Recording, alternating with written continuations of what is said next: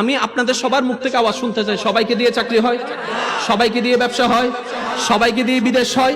এখন আল্লাহ আপনার তকদিরে লিখে রেখেছেন ব্যবসায় আপনার উন্নতি হবে, কিন্তু আপনি মনের মধ্যে বসায় রাখছেন আমি চাকরি করব। এখন দোয়া করেন আল্লাহ চাকরি দাও, চাকরি দাও, চাকরি দাও, চাকরি দাও। আল্লাহ কয় তোর লাইন রাখছে আমি ব্যবসায়, তুই চাকরির দিকে দৌড়াস কা। এখন বেজালটা কে লাগাইছে?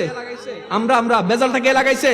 যদি আমরা সেই দোয়াটা এমন ভাবে করতাম, মাওলা আমাদের ভবিষ্যৎ আমাদের জানা নাই, কোনটা ভালো কোনটা মন্দ আমরা কিচ্ছু বুঝি না, আজকে ভালো মনে হয় কালকে যাইয়া খারাপ প্রমাণিত হয়, কিচ্ছু জানি না। মাওলা আমার জীবনে কিছু চাওয়ার নাই, আমার সমস্ত জীবন, সমস্ত স্বপ্ন, সমস্ত আশা, সমস্ত চাওয়া তোমার রহমতের খুশির উপর ছেড়ে দিলাম, তুমি দয়া করে যা দাও সেটাতে আমি খুশি হয়ে যাব।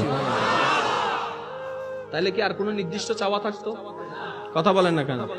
মা বাবারে কলঙ্কিত কইরা বাইরে জায়গায় বিয়ে কইরা 6 মাসও টিকতে পারে নাই, এমনও অনেক কাহিনী। আমি কইলাম কি তারে এত যুদ্ধ করে বিয়েটা করছস, কোর্টের মধ্যে ফালাইয়া বিয়ে করছস, এখন কি ভুল করছি? আমাদের সিদ্ধান্তের মধ্যে সঠিকও হতে পারে, একটু সবাই মিলে বলেন না ভাই, আমাদের সিদ্ধান্তের সঠিকও হতে পারে, ভুলও হতে পারে, কিন্তু আল্লাহর সিদ্ধান্তে কখনো ভুলের বশ পর্যন্ত আসতে পারে না।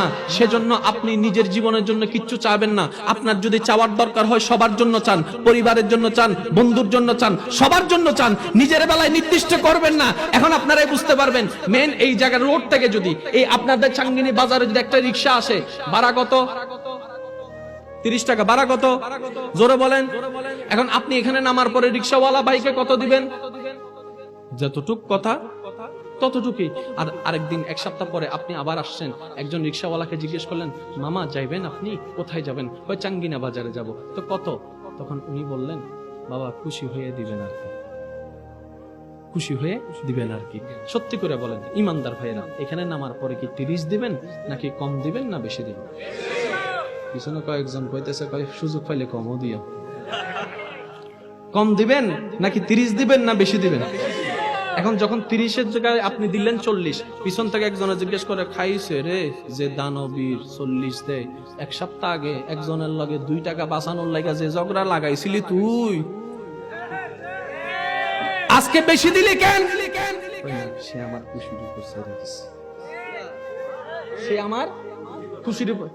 এই কিপ্টার ঘরের কিপ্টা যদি খুশির উপর ছাইড়া দেওয়ার কারণে 30 না 40 দিতে পারে, ওই রহমানের খুশির উপর যখন কেউ জীবন ছাইড়া দেয় আল্লাহ জানে তাকে কতটুকু দিতে পারে। আপনি চান কেন? চান না, একটু কৌশল করে চান, মায়া করে চান, মোহাব্বত করে চান। আল্লাহ আমার নির্দিষ্ট কিছুর দরকার নাই, তুমি খুশি হইয়া যা দাও। এখন খুশি হইয়া যা দাও বলছেন তো অনেকে মনে করবে যে কম দিব। আল্লাহ কম দেয় না। আল্লাহ তো তিনি যিনি মাননে ওয়ালাকেও খাওয়ায়, যারা মানে না তাদের ঘরেও ডেলি ডেলি রিজিক পৌঁছায় দেয়।